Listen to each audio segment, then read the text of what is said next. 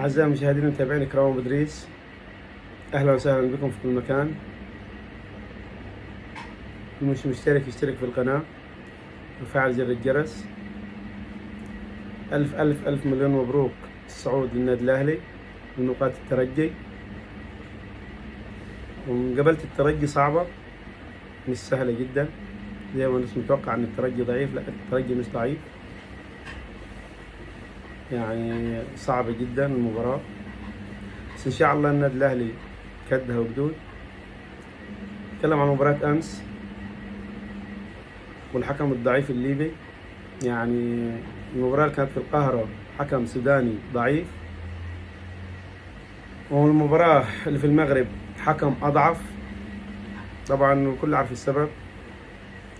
فوزي عامل شغل جامد، ليش الاتحاد الليبي مفيش حد في الاتحاد الأفريقي بيكسر له أي كلام. يعني من ليبيا لتونس، من ليبيا للسوداني وقلبي لا تحزن. الحكم بتاع امبارح ضعيف الشخصية وما عندوش ضمير. ضربة جزاء صارحة يعني واضحة محمود كهربا، هو لم يحتسبها، واحتسب ضربة جزاء على النادي الأهلي من وحي الخيال. كانت قادرة أنها ترجع الرجال المباراة، لكن الحمد لله ربنا كراد إنها هي تطلع برا. فألف ألف مليون مبروك لجمهور النادي الأهلي وللشعب المصري كله، لأن الوحيد اللي مشرف مصر هو النادي الأهلي. وأنا توقعت التشكيلي في الفيديو اللي قبله بس خانتني، حطيت محمود متولي، لكن مستر كورر أمس حط ياسر إبراهيم، وحقول لك ليه هو اختار ياسر إبراهيم. ياسر إبراهيم البنية الجسمية بتاعته أقوى من محمود متولي، وسريع، وبيعرف يتعامل مع الكرات العالية أفضل وأحسن من محمود متولي، لأن برضك لعب الكرة بالهيد دي عايز حرفني. ياسر إبراهيم قوي، بيعرف يلعب الكرة بالهيد كويس، وفوق دي ودي متهور.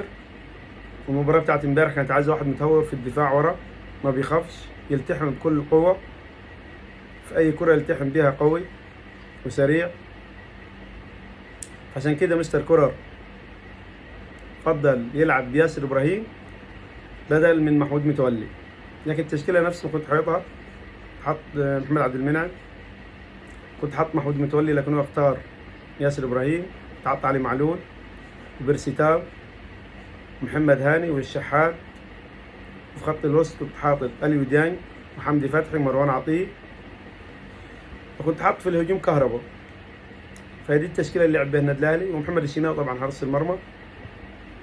الحمد لله على الصعود، واللي جاي احسن وافضل. امبارح كانت في مباراه بين الاسماعيلي والمصري، وضرب متعمد من لاعب المصري اللي هو اسمه مروان، ضرب لاعب اسماعيلي. اي ضربه بالكوع في الوجه متعمده المفروض ضرب. الحكم اتغاضى عنها نهائيا، نهائي، مع اني لو اللعبه دي عملها لاعب من النادي الاهلي او لاعب من نادي الزمالك كانت طرد. فهي المفروض كانت اللعبه، كان الحكم يعني لو عنده ضمير وعنده جرأة وما خافش من حسام حسن ولا ابراهيم حسن كان طرد اللاعب، لان هي تستاهل طرد. هي يعني وهتلعب بفار، يعني المفروض طرد. واللاعب ما كملش المباراه، يعني لعب شويه اي نعم، لكن لغايه ما جهز اللاعب البديل ونزل، فالمفروض دي كانت محتاجه طرد. فحكم ضعيف الشخصيه وما عندوش ضمير بالمره. طلع الاسماعيلي امبارح، اي نعم الاسماعيلي بيلعب موسم للنسيان واحتمال يهبط، بس طبعا الاتحاد المصري مستحيل يخلي الاسماعيلي يهبط، لان الاتحاد المصري عنده اهم 4 فرق: الاهلي والزمالك والاتحاد الاسكندري والاسماعيلي، وبعد كده اي فرقه تهبط عادي ما فيش مشكله عنده. ف اتمنى من جميع الحكام يلعب لاسمه والشرف المهني، ما يخافش من اي مسؤول، ما يراعي ضميره في الاول، واللي يشوفه صح يعمله في الملعب. والف الف الف مليون مبروك للنادي الاهلي. ان شاء الله يتخطى عقبة الترجي، والنهائي ان شاء الله حيكون بين الاهلي وصن داونز، عشان الاهلي ياخد حقه وتاره من صن داونز ان شاء الله كرويا. انا اتكلم كرويا. ان شاء الله القادمة احسن واجمل للنادي الاهلي. مليون مبروك.